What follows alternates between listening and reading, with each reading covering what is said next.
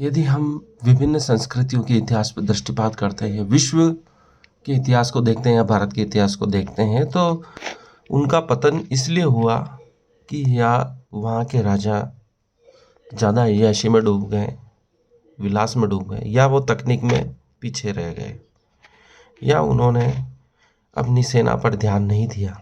पर उसमें भी महत्वपूर्ण है कि तकनीक। भगवान कृष्ण जब पांडवों को वनवास हो जाता है तब वो निराश बैठे रहते हैं, तो कृष्ण आकर कहते हैं कि अर्जुन जाओ, दिव्यास्त्र प्राप्त करो, उसके लिए तपस्या करो। अर्थात वो तकनीक की बात कर रहे हैं।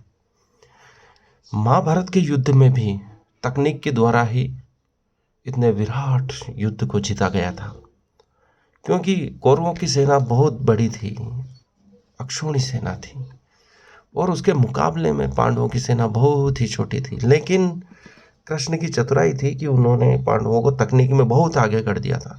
दिव्यास्त्र पाशुपतास्त्र के द्वारा उन्होंने पांडवों को अजेय बना दिया था, और वह स्वयं भी तकनीक से युक्त थे। उनके पास चक्र, गदा, कई ऐसे दिव्यास्त्र थे जिनकी उपस्थिति मात्र से दिव्य वातावरण बनता था। तो ये तो बात हुई इतिहास की, मतलब कृष्ण की कितनी दूरगामी सोच थी कि वो पांडवों को तकनीक में आगे करना चाहते थे, ताकि इस विराट महाभारत जैसे युद्ध में उनको विजयी बनाया जा सके। और आज भी तकनीक की आवश्यकता है। भारत तकनीक में पीछे है, इसलिए विश्व गुरु नहीं बन पा रहा है। मध्यकाल में या उससे पूर्व जब भारत स्वर्ण की चिड़िया थी, तो उसके पास ज्ञान था। ज्ञान अर्थात तकनीक। तकनीक में अगर भारत आगे आ जाए तो वो पुनः विश्व गुरु बन सकता है, सोने की चिड़िया बन सकता है। तकनीक के द्वारा ही धन कमाया जा सकता है। तकनीक ऐसी चीज है जिसके द्वारा कुछ भी किया जा सकता है। कितनी ही विशाल सेना हो, लेकिन तकनीक उन्नत हो तो उसको परास्त किया जा सकता है। कितनी ही बड़ी सेना पर परमाणु बम गिराकर उसे नष्ट किया जा सकता है। और यह कृष्ण की दूरगामी सोच थी कि उन्होंने पांडवों को तकनीक में आगे किया। आज भी उसी हमारे सनातन दृष्टि को प्राप्त करना है कि हम कैसे ज्ञान में आगे बढ़ें, और वो चीज़ें हमारे पास पहले से ही उपलब्ध हैं।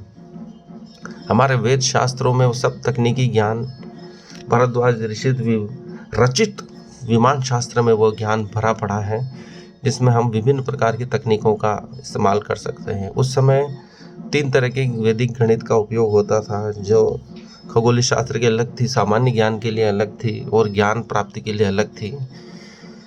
तो ऐसे कई रहस्य हैं जिनको उजागर करके हम पुनः भारत को विश्व गुरु बना सकते हैं। भारत गुलाम हुआ तो उसके पीछे हमारा आलसीपन, हमारी दूरगामी सोच का नहीं होना, तकनीक का अभाव होना, और पुरानी